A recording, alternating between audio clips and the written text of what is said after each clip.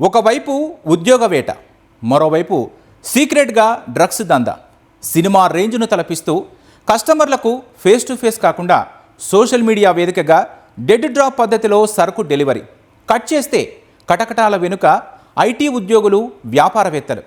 సైబరాబాద్ పోలీసులు ఓ చిన్న పెడ్లర్ని పట్టుకొని తీగలాగితే బెంగళూరు, కేరళ మీదుగా సాగుతున్న ఓ భారీ మత్తు మాఫియా డొంక కదిలింది. ఫ్రాన్స్లో చదువుకున్న ఓ యువతి ఈ చీకటి సామ్రాజ్యంలోకి ఎలా ఎంట్రీ ఇచ్చింది? పోలీసుల చేతికి చిక్కిన ఆ 16 మంది ఎవరు?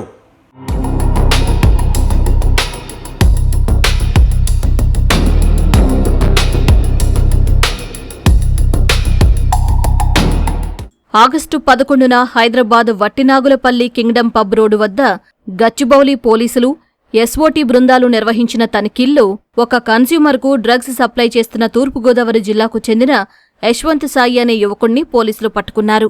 కూకట్పల్లిలో ఉంటూ ఉద్యోగ అన్వేషణ ఉన్నట్లు నటించే యశ్వంత్ సాయి వాస్తవానికి 2 ఏళ్లుగా ఈ డ్రగ్స్ దందా నడిపిస్తున్నాడు.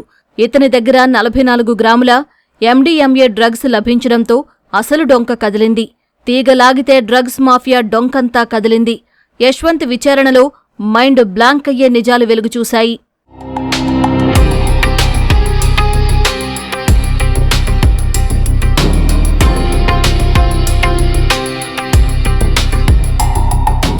యశ్వంత్ సాయి డ్రగ్స్ సరఫరా చేసే తీరు చూసి పోలీసులే అవాక్కయ్యారు.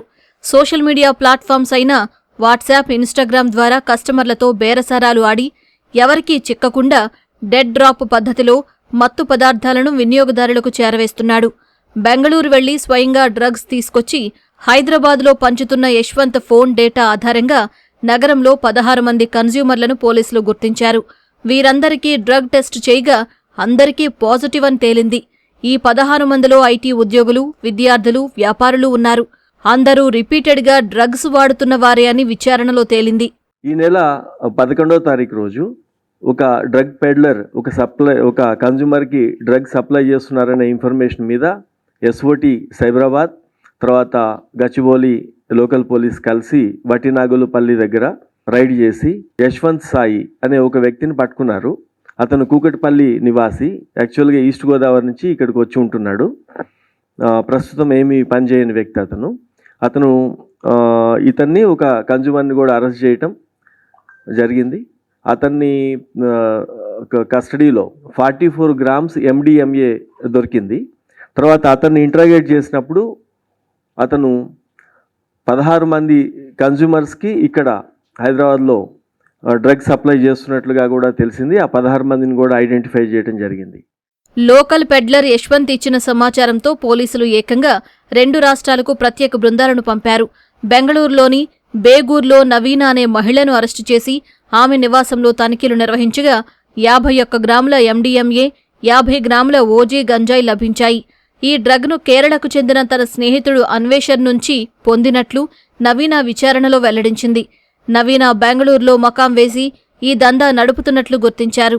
ఆశ్చర్యకరమైన విషయమేంటంటే ఫ్రాన్స్లో హోటల్ మేనేజ్మెంట్ చదువుతూ అక్కడ డ్రగ్స్కు బానిసైన నవీన ఇండియాకు వచ్చాక ఏకంగా పెడ్లర్గా మారిపోయింది.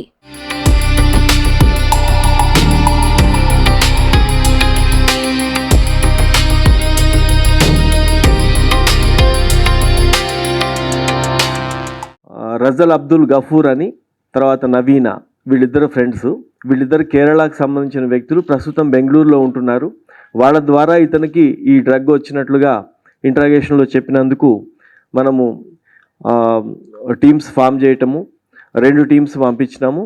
ఒకటి బెంగళూరులో ఆ నవీన అనే అమ్మాయిని అరెస్ట్ చేయటం, ఆమె దగ్గర మళ్ళీ సెర్చ్ చేస్తే 50 గ్రామ్స్ ఎండిఎంఏ, తర్వాత ఇంకొక 50 గ్రాముల ఓజీ గాంజా, ఈ 2 అక్కడ వాళ్ళ నవీన దగ్గర దొరికాయి. తర్వాత కేరళ వెళ్ళి తిరుసూర్ దగ్గర ఈ అబ్దుల్ గఫార్ని కూడా అరెస్ట్ చేయడం జరిగింది. వీళ్ళిద్దరిని ఆ లోకల్ కోర్ట్స్లో ప్రొడ్యూస్ చేసి ఇక్కడికి ట్రాన్సిట్ వారెంట్ మీద ఇక్కడ తీసుకొస్తున్నాము. వీళ్ళిద్దరిని కూడా ఇక్కడ ప్రొడ్యూస్ చేస్తాం. అయితే ఈ ఇంట్రాగేషన్లో వాళ్ళిద్దరిని కూడా అడిగినప్పుడు ఇంకా మనకి 2 ఇండియన్ పేర్లు, తర్వాత ఒక నైజీరియన్ పేరు వచ్చింది.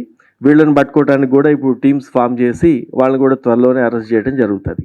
కేరళలో మహమ్మద్ రజల్ అబ్దుల్ గఫూర్ను అరెస్టు చేసి విచారించిన పోలీసులు యశ్వంత్కు 44.41 గ్రాముల MDMA సరఫరా చేసినట్లు, ఆ డ్రగ్ను శామ్ అనే నైజీరియన్ వ్యక్తి నుంచి పొందినట్లు గుర్తించారు.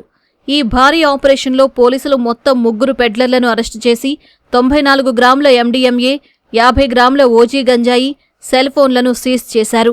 పట్టుబడిన మత్తు పదార్థాల మార్కెట్ విలువ సుమారు 16,50,000 రూపాయలు ఉంటుందని అంచనా వేశారు. 4-5 లేయర్లుగా నడుస్తున్న ఈ నెట్వర్క్లోని కింగ్ పిన్ నైజీరియన్ను పట్టుకునేందుకు ప్రత్యేక బృందాలు రంగంలోకి దిగాయి. మరోవైపు దొరికిన 16 మందిపై కేసులు నమోదు చేసి కఠిన చర్యలు తీసుకుంటామని పోలీసులు తెలిపారు.